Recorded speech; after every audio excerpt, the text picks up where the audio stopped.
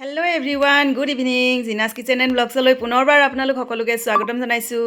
আশা কৰোঁ আপোনালোক সকলোৱে নিশ্চয় ভালে আছে, আমিও ভালে আছোঁ। সন্ধিয়া সময় এয়া মই ভাবিছোঁ আজি মাছৰ মুড়িঘণ্ট বনাম। তাৰ কাৰণে বেঙেনা লৈছোঁ দুটা।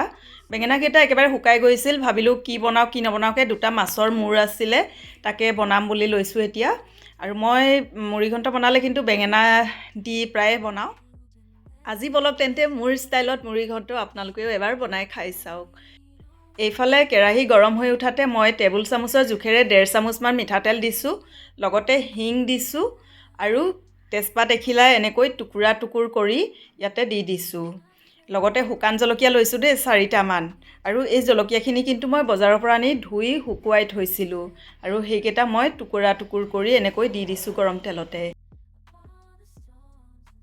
এইখিনি অকণমান ফুটি উঠাতে মই পিঁয়াজ দিছোঁ। মিডিয়াম চাইজৰ দুটা পিঁয়াজ লৈছিলোঁ, আৰু সেই পিঁয়াজখিনি লগতে কেঁচা জলকীয়া দুটামান লৈছিলোঁ, সেইকেইটাও একেলগে দি দিছোঁ। আৰু এইখিনি কিন্তু মই অকণমান সময় ভাজিম, বহুত বেছি দেৰি নাভাজোঁ। পিঁয়াজখিনি অকণমান কোমল হোৱাকৈহে ভাজিছোঁ দেই। তাৰপিছতে মই আদা নহৰু খুন্দি লৈছিলোঁ, সেইখিনি দি দিছোঁ। আৰু মাছৰ মূৰকেইটা মই আধা সিজাকৈ ভাজি লৈছিলোঁ, আগদিনাখনেই ভাজি থোৱা আছিলে, আৰু সেই মূৰকেইটাকে মই এতিয়া এনেকৈ লৈছোঁ।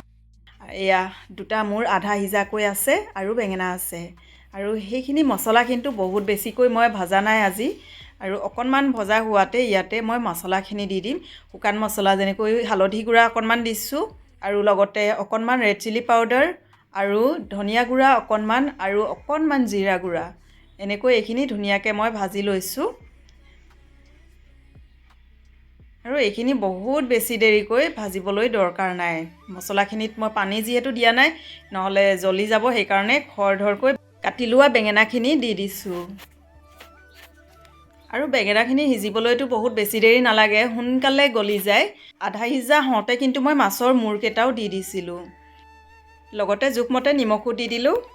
আৰু এতিয়া অকণমান সময় ঢাকি ৰাখিম সিজিবৰ কাৰণে।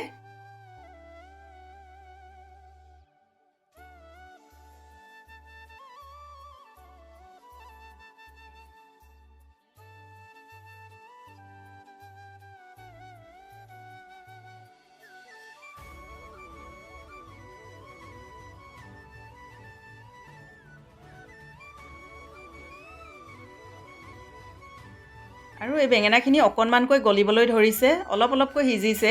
এই সময়তে মই মাছৰ মূৰকেইটা এনেকৈ দি দিছোঁ।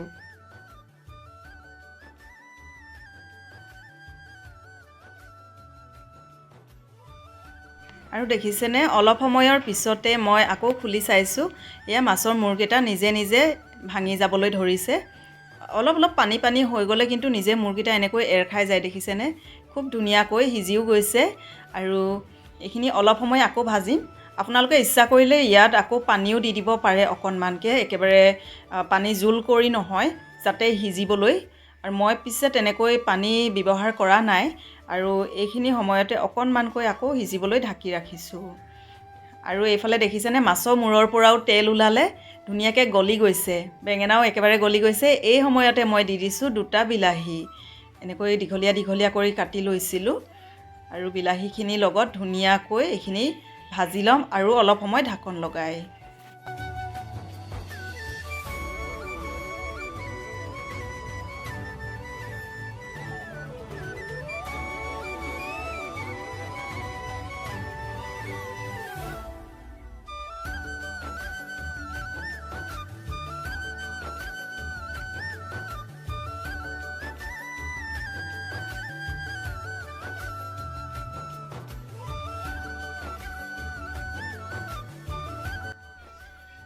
অলপ সময়ৰ পিছতে আকৌ চাইছোঁ, ধুনীয়াকৈ বিলাহী কেইটুকুৰাও গলি গৈছে, আৰু খুব ধুনীয়াকৈ সিজি গৈছে।